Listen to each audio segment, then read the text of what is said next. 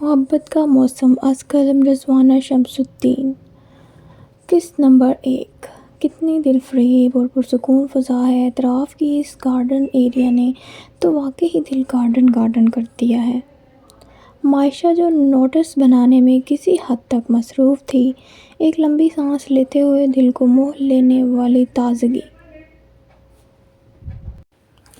اپنے اندر اتاری اور رحیلہ کو ڈھونڈنے کے لیے ادھر ادھر نظریں دوڑائیں، جو نہ جانے سموسے لانے کس دیس چلی گئی تھی کہ واپس آنے کا نام ہی نہیں لے رہی تھی۔ بھوک سے اس کا برا حال تھا۔ ارے اس زیبا عرف سکڑی بم کو تو دیکھو۔ اس کی نظریں رحیلہ کی تلاش میں تھیں، پر سامنے سے خرما آتی زیبا پر پڑ گئی تھیں۔ اس کے دبلے پتلے اور لمبے شریر پر چوٹ کرتے ہوئے اس نے ماریا کا کندھا زور سے ہلایا، جو اس کے بغل میں بیٹھی ہاتھوں میں مارکر لیے امپورٹنٹ نوٹس پر انڈر لائن کر رہی تھی۔ ہاں دیکھ رہی ہوں۔ اب کیا میرا بازو گردن سے الگ ہو جائے گا، تبھی تمہیں اعتبار ہوگا کہ تم نے میرا کندھا ہلایا ہے۔ ماریا اپنا کندھا سہلاتے ہوئے معائشہ سے مخاطب تھی، جو کہ حیرانی میں اس کا کندھا کچھ زیادہ ہی تیز دبا گئی تھی۔ اوہ سوری، یہ سکڑی بم کو کیا ہو گیا ہے؟ کل تک تو یہ 60 گز کا دوپٹہ سر پر لپیٹے بڑے ہی نیک پروین بی بی بنی پھرتی تھی، اور آج دیکھو اتنی ٹائٹ جینز اور اس پر چھوٹا سا اسکرٹ، اور یہ کیا دوپٹہ! نظر جو ہی اسکرٹ سے ہوتی ہوئی کندھوں پر پڑے تو دیکھا دوپٹہ غائب تھا۔ آج تو حد کر دی محترمہ نے، دوپٹہ لینے کی بھی زحمت گوارا نہیں کی۔ معائشہ حیران ہی تو ہو گئی تھی۔ محترمہ ذرا غور سے دیکھو، دوپٹہ لیا ہے پر سر پر نہیں ہے۔ بیگ کے اندر ماریا نے اس کی توجہ زیبا کے بیگ میں رکھے دوپٹے کی طرف مبذول کرائی۔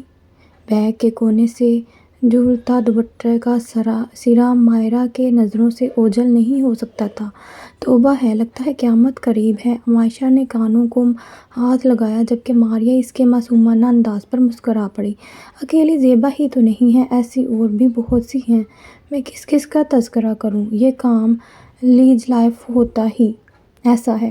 یہاں کے چکا چوند میں کھو کر لڑکیاں اپنا اصل کھو دیتی ہیں اور بس یہی کے رنگ میں رنگ جاتی ہیں۔ کالج کے ماحول میں ایک الگ ہی طرح کا سحر ہوتا ہے، جو لوگوں میں اپنی طرف کھینچتا ہے۔ یہاں پر جو لڑکیاں پہلے نقاب پہنتی تھیں، وہ بغیر نقاب کے آتی ہیں۔ جو دوپٹہ سروں پر رکھتی تھیں، وہ کندھے پر رکھنے لگ جاتی ہیں، اور کندھے پر رکھتی ہیں ان کا دوپٹہ سیدھا بیگ میں آ جاتا ہے۔ مغربی ماحول کی اندھی تقلید تو جیسے آج سب کا شیوا بن چکا ہے۔ ماریا نے شاید ان رنگ بدلی تتلیوں پر کچھ زیادہ ہی مشاہدہ کیا ہوا تھا، اسی لیے معائشہ کو رسان سے سمجھانے لگی، جس کی حیرانگی کم ہونے کا نام نہیں لے رہی تھی۔ رحیلہ نہیں آئی ابھی تک سموسے لے کر؟ کہیں فوت تو نہیں ہو گئی؟ وہیں پر حیرانگی ذرا کم ہوئی تو پیٹ میں دوڑتے چوہے بھی یاد آنے لگے۔ غصہ اونچ کر آیا۔ یہ دیکھو آ تو رہی ہے۔ مائرا کے ہاتھ کے اشارے پر اس نے نظریں دوڑائیں تو دیکھا رحیلہ ہاتھوں میں سموسے کی تھالیاں لیے تیزی سے ان کی طرف آ رہی تھی۔ یہ لو سموسے کھاؤ اور مجھے دعائیں دو۔ لمبے لمبے ڈگ بھرتے ہوئے ان تک آنے میں اس نے کافی توانائی صرف ہو چکی تھی۔ دونوں کے قریب ہی جگہ بنا کر بیٹھتے ہوئے سانسیں ہموار کرنے لگی۔ اچھا یہ بتاؤ، تم سموسے لے کر اتنی رفتار سے کیوں آ رہی تھی؟ ہماری طرف سموسے چھین جانے کا خدشہ تو نہیں تھا، یا پھر کسی سے ریس لگایا تھا؟ پیٹ میں سموسے جاتے ہی معائشہ کی جاتی ہوئی ساری توانائی واپس آ چکی تھی۔ سموسے کی چٹنی کا چٹخارا لیتے ہوئے اس نے شرارت سے چیڑھا۔ ان تینوں کا تعلق اگرچہ مائکرو بایولوجی ڈپارٹمنٹ سے تھا، لیکن وہ سب اس وقت کمپیوٹر سائنس ڈپارٹمنٹ کے گارڈن ایریا میں اپنی 1.5 اینٹ کی مسجد بنائے بیٹھی تھیں، اور کوئی ایسا نہیں تھا جس پر انہوں نے ٹی وی کے اینکر کی طرح کمنٹری نہ کی ہو۔ یہ کام وہ بڑی دلجمی محنت اور ذوق و شوق کے ساتھ کرتی تھیں۔ مائشہ اور رحیلہ بچپن کی دوست ہونے کے ساتھ ساتھ ایک دوسرے کی پڑوسی بھی تھیں، جبکہ ماریا سے ان کی دوستی کالج آ کر ہوئی تھی۔ اس کا تعلق اگرچہ میں کسی گاؤں سے تھا، پر تعلیم کی خاطر ہاسٹل میں مقیم تھی۔ تم لوگوں کو بہت ہی زبردست قسم کی نیوز سنانی ہے، رحیلہ نے اپنے سسپنس پھیلانے کی بھرپور کوشش کی۔ ہاں، یہ الگ بات ہے کہ سامنے والوں کی پوزیشن میں کوئی خاص قسم کی تبدیلی نہیں نظر آئی۔ کس قسم کی نیوز؟ میں نے ابھی پرنسپل سر کی گفتگو سنی۔ وہ کسی سے فون پر نعیم سر کے ریٹائرمنٹ کی بات کر رہے تھے اور کہہ رہے تھے کہ ان کی جگہ کوئی نئے طرف رکھے سموسہ چھن جانے کا خدشہ تو نہیں تھا، یا پھر کسی سے ریس لگایا ہوا تھا۔ پیٹ میں سموسے جاتے ہی مائشہ کی جاتی ہوئی ساری توانائی واپس آ چکی تھی۔ سموسے کی چٹنی کا چٹخارا لیتے ہوئے اس نے شرارت سے چھیڑا، ان تینوں کا تعلق اگرچہ مائکرو بایولوجی ڈپارٹمنٹ سے تھا، لیکن وہ سب اس وقت کمپیوٹر سائنس ڈپارٹمنٹ کے گارڈن ایریا میں اپنی 1.5 اینٹ کی مسجد بنائے بیٹھی تھیں، اور کوئی ایسا نہیں تھا جس پر انہوں نے ٹی وی کے اینکر کی طرح کمنٹری نہ کی ہو۔ یہ کام وہ بڑی دلجمعی محنت اور ذوق و شوق کے ساتھ کرتی تھیں۔ مائشہ اور رحیلہ بچپن کی دوست ہونے کے ساتھ ساتھ ایک دوسرے کی پڑوسی بھی تھیں، جبکہ رحیلہ ماریا سے ان کی دوستی کالج میں آ کر ہوئی تھی۔ اس کا تعلق اگرچہ کسی گاؤں سے تھا، پر تعلیم کی خاطر ہاسٹل میں مقیم تھی۔ تم لوگوں کو بہت ہی زبردست قسم کی نیوز سنانی ہے، رحیلہ نے اپنے سسپنس پھیلانے کی بھرپور کوشش کی۔ ہاں، یہ الگ بات ہے کہ سامنے والوں کی پوزیشن میں کوئی خاص قسم کی تبدیلی نظر نہیں آئی۔ کس قسم کی نیوز؟ میں نے ابھی پرنسپل سر کی گفتگو سنی۔ وہ کسی سے فون پر نعیم سر کے ریٹائرمنٹ کی بات کر رہے تھے اور کہہ رہے تھے کہ ان کی جگہ کوئی نئے پروفیسر آ رہے ہیں، جو حال میں کی ڈگری لی ہے۔ رحیلہ نے پی ایچ ڈی سے USA لہجے میں آگاہ کیا، جبکہ دونوں کا دھیان ابھی بھی اس کی باتوں سے زیادہ سموسوں پر تھا۔ تم دونوں میری بات سن رہی ہو نا، یا نہیں؟ ہاں، سن رہے ہیں، اور خوش تو ہو تم؟ ایسے نظر آ رہی ہو جیسے USA سے کوئی پروفیسر نہیں، تمہارا مسٹر رائٹ آ رہا ہے۔ 70 توپوں کی سلامی پیش کرنی چاہیے۔ تمہیں ہر چیز میں خوشی تلاش ہوتی ہے۔ مائشہ نے اس کے پرجوش انداز پر افسوس سے سر ہلایا۔ ہاں، تو خوش ہونے والی ہی بات ہے نا۔ نعیم سر کے 12 بجے ہوئے چہرے کو دیکھ کر بندے کے چہرے پر صرف 12 ہی بج سکتا تھا، پڑ نہیں سکتا تھا۔ رحیلہ نے سر نعیم کے بارے میں اپنا ایک الگ ہی نظریہ بیان کیا، جسے سن کر ماریا نے اپنا ماتھا پیٹ لیا۔ خیر، اتنے بھی برے نہیں ہیں سر نعیم۔ اب جو ٹاپک سر کلاس میں ڈسکس کرتے ہیں وہ تمہارے سر کے تو 2 فٹ اوپر سے گزر جاتی ہے، تو بھلا اس میں سر نعیم کا کیا قصور ہے؟ مائشہ نے اس کے گند ذہن پر چوٹ کرتے ہوئے سر نعیم کا دفاع کیا۔ کیا مطلب؟ کیا میں گند ذہن نظر آتی ہوں تمہیں؟ رحیلہ جو بیگ میں منہ دیے نہ جانے کیا ڈھونڈ رہی تھی، لڑاکا انداز میں دونوں ہاتھ کمر پر دھر لیے۔ خیر، اب یہ نہ پوچھو تو ہی بہتر ہے، ورنہ میں کہنے سے باز نہیں آؤں گی کہ پتہ نہیں کیا کیا نظر آتی ہو تم مجھے۔ مائشہ چھیڑے بنا رہ نہیں سکتی۔ مطلب کیا ہے تمہارا؟ تم دونوں پھر شروع ہو گئی۔ مجال ہے جو لڑائی کا ایک بھی موقع تم دونوں کے ہاتھ سے ضائع ہو جائے، اور اب چلنا چاہیے، اگلی کلاس کا ٹائم ہو رہا ہے۔ اس سے پہلے رحیلہ جوابی وار کرتی، ماریا نے دونوں کو ڈانٹ دیا، اور اگلے ہی پل وہ دونوں کو گھسیٹتے ہوئے کلاس روم کی طرف لے جا رہی تھی۔ وہ تینوں بڑی ہی منحکم انداز میں سر لقمان کے ڈکٹیٹ کرائے ہوئے نوٹس کو لکھنے میں مصروف تھیں۔ تبھی پرنسپل سر کلاس روم میں داخل ہوئے۔ "Good morning sir". ساری کلاس "گڈ مارننگ سر" کہہ کر کھڑی ہو گئی۔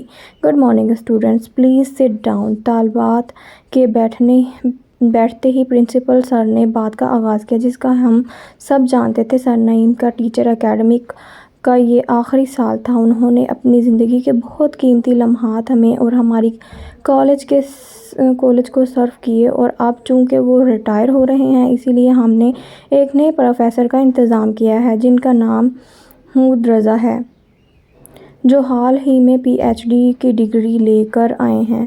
مجھے یہ بات ماننے میں کوئی عار نہیں کہ وہ نئی نسل سے ہیں اور ابھی فی الحال ان کے پاس ٹیچنگ کا کوئی خاص تجربہ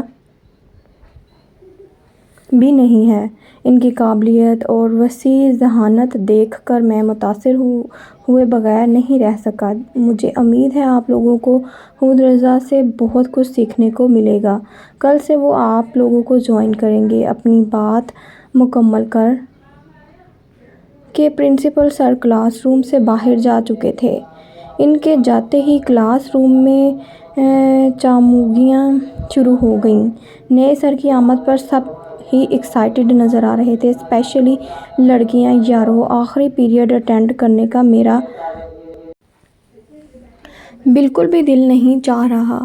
کیوں نہ کلاس بند کرتے ہیں؟ مائشہ نے پرامید نظروں سے دونوں کی جانب دیکھا، پر ان کے چہرے پر نوکا بورڈ دیکھ کر مایوس ہو گئی۔ اوہو، سچ میں میرا دل نہیں چاہ رہا، یقین مانو۔ ٹھیک ہے ماریہ، کتابی کیڑا، اور ایک بھی لیکچر مس نہیں کرتی ہے۔ پر رحیلہ، تمہارے ایک کلاس بند کرنے سے کون سی تبدیلی رونما ہو جائے گی؟ پلیز چلے جاؤ۔ اس کو یوں کہنے پر رحیلہ نے اسے غور سے دیکھا، جس کا اس پر کچھ خاصا اثر نہیں ہوا، الٹا مائشہ کا اصرار بڑھتا ہی جا رہا تھا۔ بالآخر اسے اس کے ساتھ جانا ہی پڑا۔ تم بھی بہت عجیب ہو، ہمیشہ جو دل کہتا ہے وہی کرتی ہو، کبھی کبھار دماغ جو کہتا ہے اس پر بھی عمل کر لیا کرو۔ یقین مانو، فائدے میں رہو گی۔ آخری کلاس نہ کرنے کا اسے افسوس ہو گیا۔ اس کا ماننا تھا کہ گھر سے اتنی دور آٹو خیالی پلاؤ پکانے میں تو مائشہ کو ملکہ حاصل نہ تھا۔ اپنے خیالوں میں گم، پرجوش لہجے میں کہتے ہوئے مائشہ نے اس کے کاندھوں پر اپنے سر یوں رکھا جیسے سچ مچ کھلی فضاؤں میں اڑ رہی ہو۔ جیسے کہ نادر خیالات سن کر رحیلہ اپنا ماتھا پیٹ لیا۔ ہاں، پھر ہم دونوں کسی شکاری کی گولی کا نشانہ بن چکے ہوتے، رحیلہ نے برجستہ کہا۔ پھٹے منہ بندے کا جب منہ نہ صحیح ہو، بات ہی صحیح کر لے، موڑگار کر دیا۔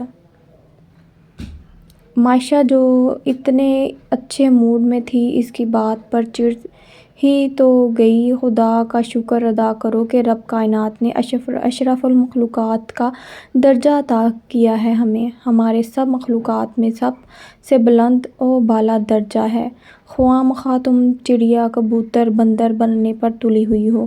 رحیلہ نے بندر پر زور دیتے ہوئے اچھی خاصی جھاڑ پلائی ہوئی ہے۔ یہ ایک الگ بات ہے کہ اس قسم کے اثر شاید شدید ہی اس پر اثر کرتے ہوں گے۔ بندر ہوگی تم جو جی مائشہ میں حساب چکتا کرنے میں کہاں کسی کو کم تھی۔ تھوڑی دیر بعد اپنی مطلوبہ جگہ پر پہنچتے ہی دونوں کرایہ دے کر اپنے اپنے گھروں کی طرف چل پڑیں۔ مائشہ اور رحیلہ دونوں پڑوسی ہونے کے ساتھ ساتھ بچپن کی دوست بھی تھیں۔ دونوں نے ساتھ ہی بچپن کے قیمتی اور انمول لمحات کو ایک دوسرے کی سنگت میں گزارا اور ساتھ ہی جوانی کی دہلیز پر قدم رکھا۔ دونوں ایک دوسرے سے اس قدر محبت کرتی تھیں کہ اپنے دل کی ہر بات بلا جھجک ایک دوسرے سے کر دیا کرتی تھیں۔ دونوں ہی بی ایس سی کی طالبہ تھیں۔ چونکہ ایک ہی کالج اور گھر قریب ہونے کے باعث زیادہ تر وقت ایک دوسرے کی سنگت میں گزارتی تھیں۔ جبکہ ماریہ ہاسٹل میں رہا کرتی تھی، اپنی تعلیم مکمل کر رہی تھی۔ بہرحال تینوں ہی ایک دوسرے کے بہت قریب تھیں۔ معائشہ اپنے والدین کی اکلوتی اولاد تھی۔ معائشہ کی ماں مریم بیگم کو ایک بیٹے کی بڑی خواہش تھی، مگر شاید یہ اللہ کو منظور نہ تھا۔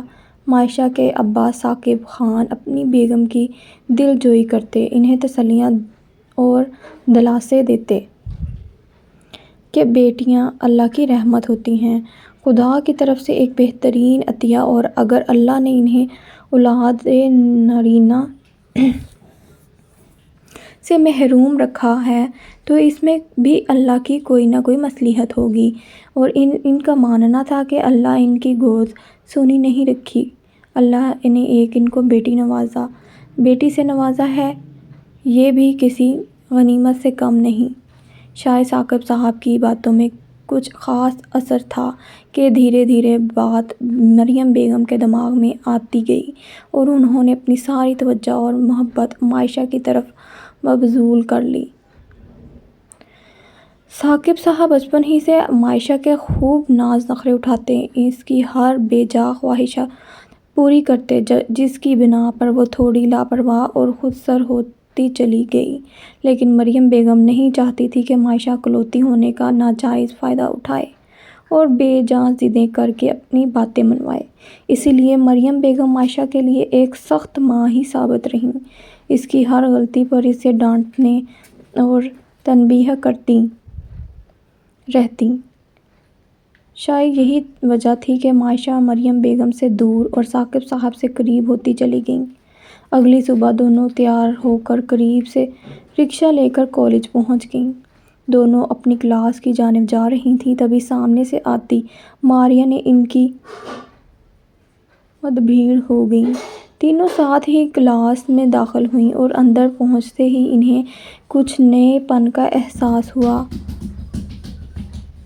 یہ سمجھ سے بالاتر تھا۔ مجھے ایسا کیوں محسوس ہو رہا ہے کہ روز کی بنسبت آج لوگوں نے اپنی ڈریسنگ پہ کچھ زیادہ محنت کی ہے، اسپیشلی لڑکیاں۔ لڑکیوں کی سج دھج تو اپنے عروج پر تھی۔ ایک اچھتی نظر کلاس روم پر ڈالتے ہوئے معائشہ نے حیران کن نظروں سے دونوں کی طرف دیکھا۔ آج نئے سر آنے والے ہیں، شاید اسی کی تیاری ہے۔ رحیلہ نے مسکراتے ہوئے ایک آنکھ دبا کر راز فاش کیا۔ کیا؟ معائشہ کو صدمہ ہی تو ہو گیا، جبکہ ماریہ کے لبوں پر بھی مسکراہٹ رنگ گئی۔ یہ جو تیاریاں ہیں یہ سب نئے سر آ رہے ہیں اس لیے ہیں۔ اف اللہ، لگتا ہے قیامت قریب ہے۔ توبہ توبہ کرتے ہوئے معائشہ نے کانوں کو ہاتھ لگایا۔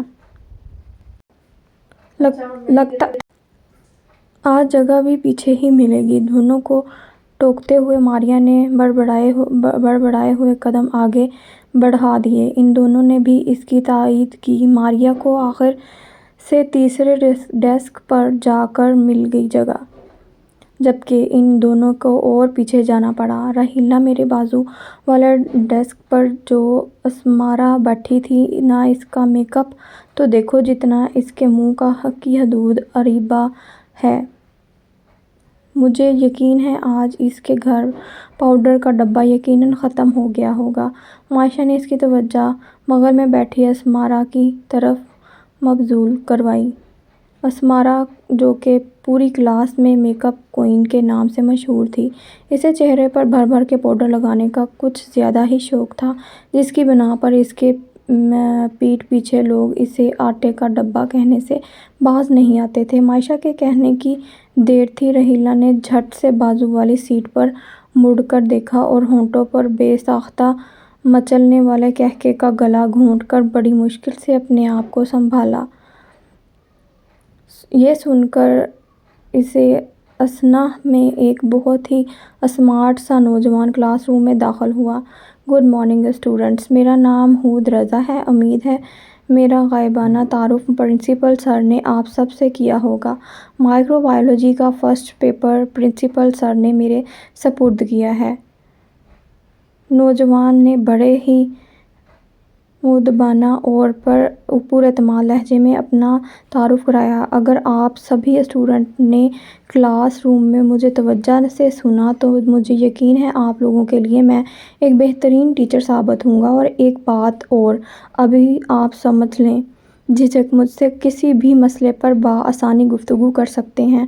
وہ اپنی پہلی ہی کلاس میں ایک فرینڈلی ٹیچر ہونے کا ثبوت دے رہا تھا تاکہ اسٹوڈنٹس اور خصوصاً نئے ٹیچر کے درمیان جو اجنبیت کی دیوار ہوتی ہے اسے گرا سکے۔ توجہ سے سننے کا تو پتہ نہیں، ہاں، پر توجہ سے دیکھ ضرور سکتے ہیں۔ سامنے والے کے اسمارٹ اور ڈیشنگ پرسنالٹیز دیکھ کر ماہی سے رہا نہ گیا۔ چپکے سے اسمارا کے کانوں میں سرگوشی کی جو کہ بغل میں بیٹھی اسے ہی دیکھنے میں مصروف تھی۔ بدلے میں آنکھوں کی گھوری نے چپ رہنے پر مجبور کر دیا۔ ارے یہ تو ہود بھائی ہیں!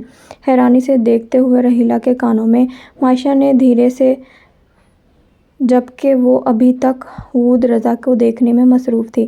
تمہیں کیسے پتا؟ کیا تم پہلے سے جانتی ہو سر کو؟ ہاں، یہ فاطمہ آنٹی کے اکلوتے فرینڈ ہود بھائی ہیں۔